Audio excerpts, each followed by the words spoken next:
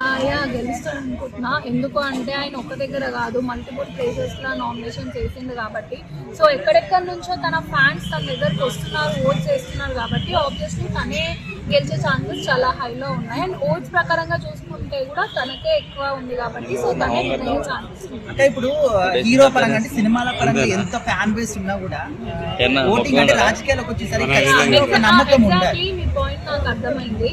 So మనం సినిమాల వరకే అనుకున్నప్పుడు, సో పాలిటిక్స్ గా అంత ఉండదు అన్నప్పుడు మరి వాళ్ళు కూడా వచ్చి ఓట్ చేశారు కదా తలపతి గారికి, విజయ్ తలపతి గారికి.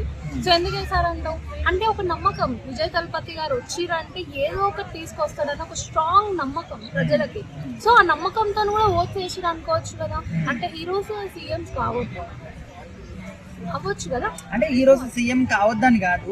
సో ఇంతకు ముందు నుంచి ఇప్పుడు ఈయన ఫస్ట్ టైం పోటీ చేశారు. సో ఇంత ముందు అన్నా డిఎంకే పార్టీ కానీ డిఎంకే పార్టీ కానీ వాళ్ళ పునాదుల నుంచి ఎప్పటి నుంచో కూడా ఉన్నారు అక్కడ. సో మరి వాళ్ళని ఓడించి గెలిచేంత ఫస్ట్ టైం కాకపోవచ్చేమో అని చెప్పేసి కొంతమంది డౌట్. అలా ఏం లేదు. ఇప్పుడు ఎవరిది రెప్యుటేషన్, ఎవరి థాట్ ప్రాసెస్ వాళ్ళది. సో అందరు ఒకలా థింక్ చేయడం అనేది, ఇప్పుడు నా మైండ్ థాట్ ప్రాసెస్ ఇలా ఉంది, సో మీది ఇలా ఉంటుంది, అవతల ఇలా ఉంటుంది. సో ఒక్కొక్కరిది ఒక్కొక్కలాగా ఉంటుంది కాబట్టి సో మనం జడ్జ్ చేయవచ్చు. సో ఓటింగ్ పరంగా చూసుకుంటే పబ్లిక్ బయట రాష్ట్రాల నుంచి వచ్చి కూడా తమిళనాడుకి వచ్చి మరి తనకి ఓట్ చేస్తున్నారు అంటే దేర్ హీ విన్, తను అక్కడే విన్ అయ్యాడు కదా. సో అది కన్సిడర్ చేయాలి.